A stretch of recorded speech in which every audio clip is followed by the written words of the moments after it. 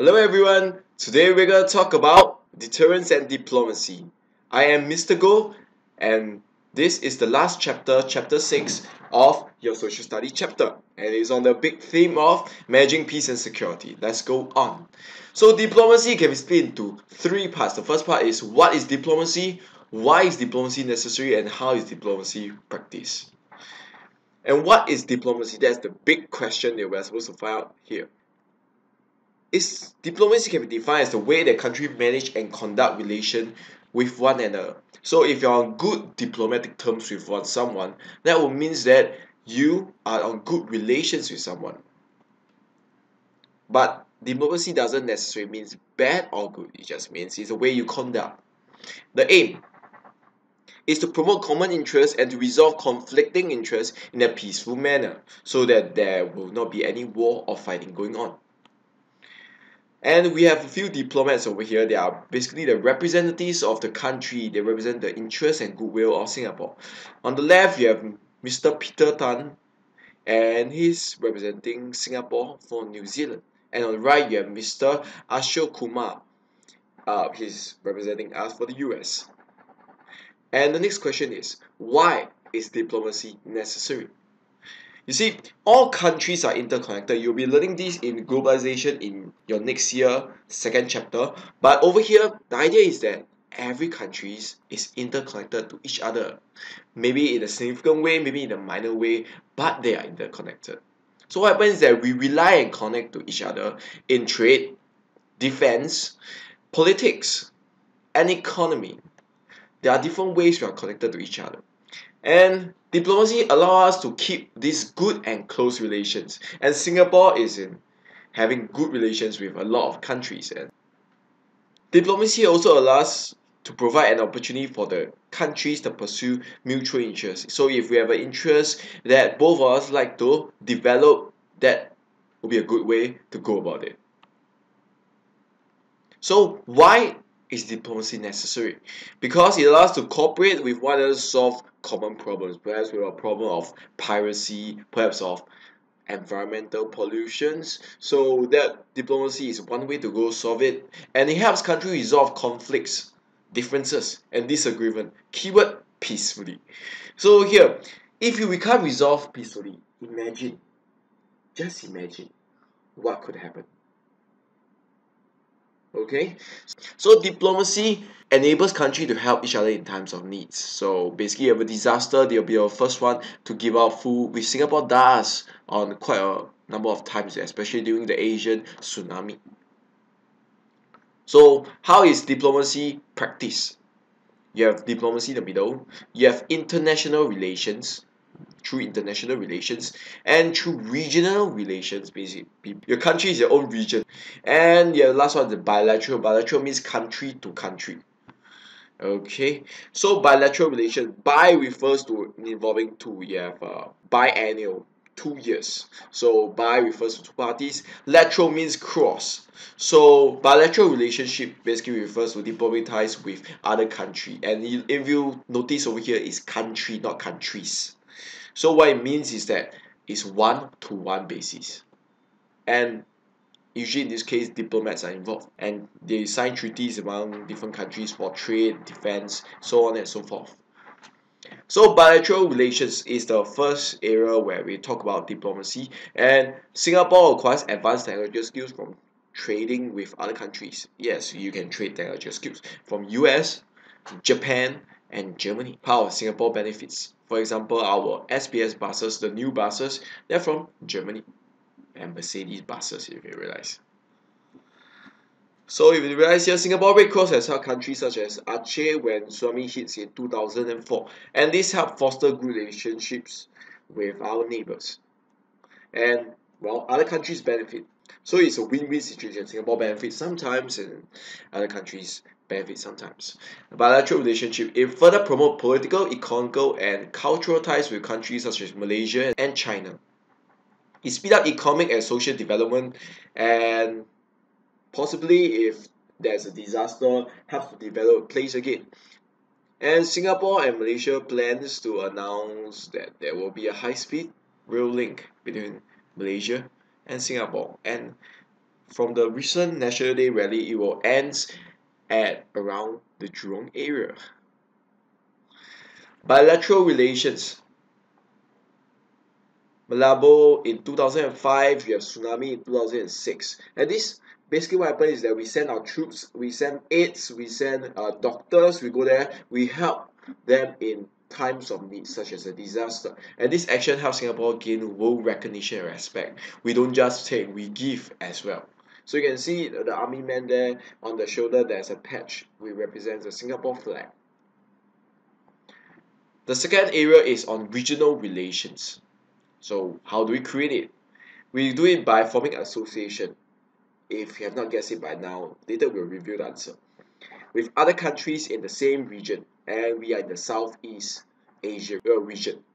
So the association becomes stronger when strengths of the members nations are combined. So it's not just one nation very strong, the rest are weak, but if we combine their strength in unity, so we'll be a better position to deal with other countries' association. So here's I'm going to pause for a while. Let's think about the different countries which are involved in ASEAN, Association of Southeast Asian Nations, member countries. You can guess what are the different countries. Okay, so maybe you have guessed some, maybe you have don't. So we shall go through now. First, you have Myanmar. Second, you have Thailand. Third, Cambodia, and that's the flag. Singapore, obviously. Indonesia, Malaysia, Vietnam, Laos, Philippines, and last but not least, Brunei. So why is ASEAN formed? Because you see, even in our region, there are conflicts sometimes, and there's border conflict because they're fighting over the border between Vietnam, Laos, and Cambodia.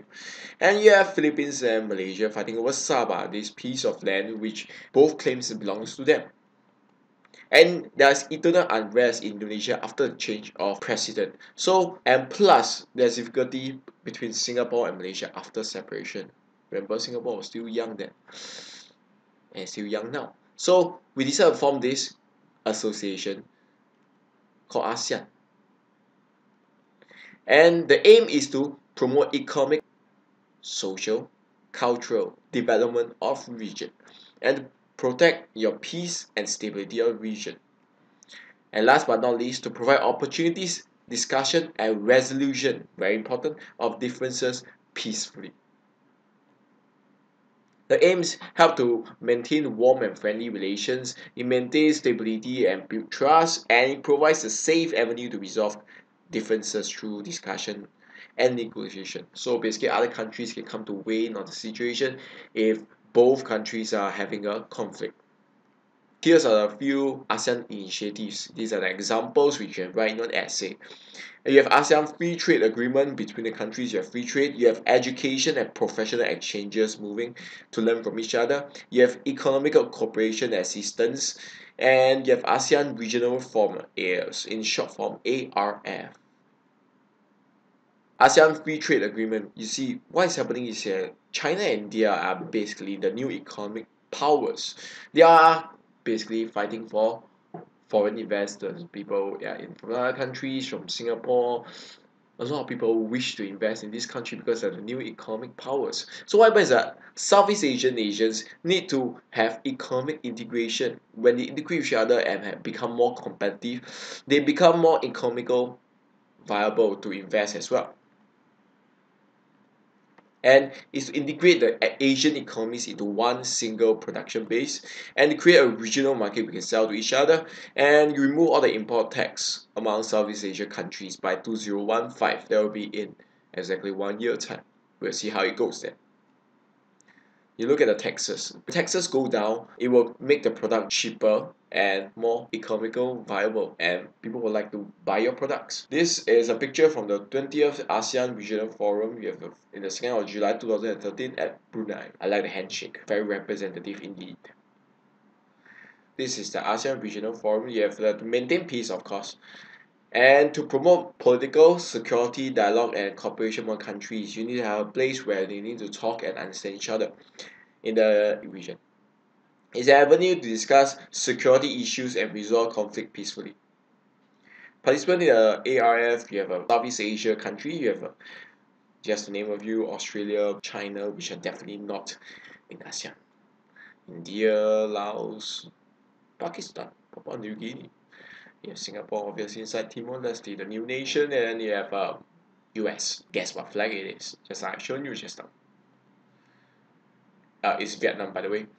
Education and professional exchange. Countries in ASEAN are at different stages of development. Singapore is more advanced than Laos, so Singapore contributes, we provide the expertise to train them.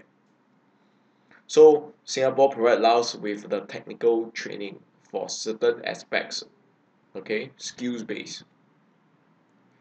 Singapore also provides scholarships to students of ASEAN countries. You will see them around you, our ASEAN scholars. Besides that, you have economic cooperation and assistance. You launch the initiative for ASEAN integration in called IAI project to help narrow the economic gap between member nations such as Cambodia and Vietnam. So Singapore contributes more. And Singapore has offered a 5-year aid package to some ASEAN countries, and it's over 80 Singapore dollar millions to them. That is a lot of money. And last but not least, we'll go on to international relations. It involves ties among many countries and groups throughout the world. And I bet the first organization that comes to mind, it starts with U, ends with an N, and you have UN, United Nations. There you go, United Nations. United Nations is made of, there are many different sections. You're made of Security Council, Economic and Social Council, General Assembly, Trusteeship Council, International Court of Justice for war criminals, of course, Secretariat. And Singapore decided to join the UN after it becomes independent. And after independence, UN sent experts to advise and help Singapore economic and social development because we choose to join the UN. And this is a standby team of mediation experts involved in the team. So Singapore also helped UN Law of the Sea Conference and Law of the Sea Conference. That's the next question. Do you know why this conference is organized? Okay, maybe you have an idea, maybe you don't. We'll see. Singapore and UN. Singapore was elected to serve as a Security Council member for 2 years. What is the role of the Security Council? To provide security, of course. And this is one of the reasons. UN peacekeeping operation, a way to help conflict-torn countries to create conditions for long-term peace. Because once they have been get used to a conflict, it's very hard for them to stop and get used to peaceful life. And we need people to provide the aid, not just in maintaining the peace, and in terms of other assistance as well. Operation involve peacekeeping, very important, peacemaking, humanitarian assistance, military duties, election, very important because they are not used to a system yet, monitoring human rights, make sure that no one abuse them. And these are the peacekeeping troops. You can see the baton. UN peacekeeper includes soldiers, military officers, civilian or police officers, civilian personnel deployed from many countries, not just for soldiers only, police officers as well. And that is a police officer. These are the soldiers. They are peacekeeping operation. And Singapore, we don't just join, we need to provide our assistance as well. So basically, Singapore has contributed approximately 1,500 personnel for this operation. Not just military, we have other kind of personnel as well, such as non-military. So deterrence together with diplomacy has made Singapore confident of meeting any threats. And under diplomacy, there are 3 categories. If you have remembered, you have bilateral, the regional, followed by the international. And why conflict occur, which I learned earlier, how conflicts are managed, and the Singapore strategy of deterrence,